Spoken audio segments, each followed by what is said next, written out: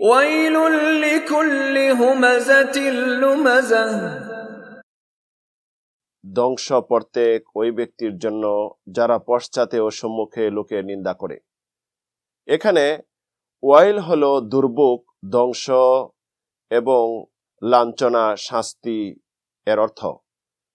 হুমাজাতিল লুমাজা যে উল্লেখ করা হয়েছে, হামজ বলা হয় মানুষকে ইশারা দিয়ে, হাতের ইশারা অথবা মুখ দিয়ে ব্যঙ্গ করা। এটি মানুষের সম্মুখে উপস্থিতিতে। অলুমাজা লামজ যেটা, এটা হলো আড়ালে অগোচরে, যেটা গীবত করা, পরনিন্দা করা, যেটা আল্লাহ রাব্বুল আলামিন হারাম করে দিয়েছেন, এবং গীবতকারী হলো মৃত ভাইয়ের মাংস খাওয়ার সমতুল্য অপরাধ করলো।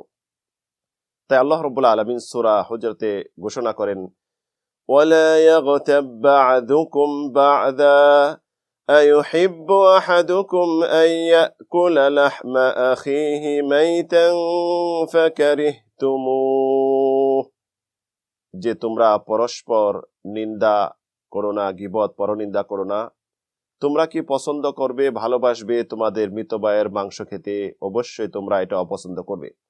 রাসূল সাল্লাল্লাহু আলাইহি সাল্লামকে গীবত সম্পর্কে জিজ্ঞাসা করা হলে রাসূল সাল্লাল্লাহু আলাইহি সাল্লাম বলেন, যিকরুকা আখাকা বিমা ইয়াকরাহ, যে তোমার ভাই সম্পর্কে এমন কিছু উল্লেখ করা অগোচরে যেটা সে অপছন্দ করবে। তখন এক সাহাবী বলেন, ইয়া রাসূলুল্লাহ, ইন কানা ফি আখি মা আকুল, আমার ভাইয়ের সম্পর্কে আমি যা বলবে এটা যদি আমার ভাইয়ের মাঝে থাকে তাহলে কি? তখন রাসূল সাল্লাল্লাহু আলাইহি সাল্লাম বলেন, ফাকাদ ইগতাবতাহু, তাহলে তুমি তার গীবত পরনিন্দা করলে।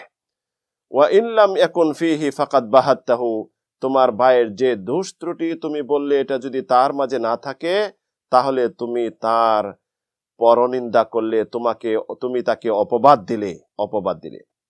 এখানে আল্লাহ রাব্বুল আলামিন উল্লেখ করেছেন যে এই সমস্ত যে মানুষের গীবত পরনিন্দা করে, চুগলখড়ি করে বেড়ায় এবং মানুষকে সে অপমান অবদস্থ করার জন্য, হেয় প্রতিপন্ন করার জন্য মানুষের পিছে লেগে থাকে, এই দোষগুলি, যে এই দোষে যে দোষান্বিত হবে তার জন্য রয়েছে দুর্ভোগ। পরবর্তী আয়াতে আল্লাহ ঘোষণা করেন,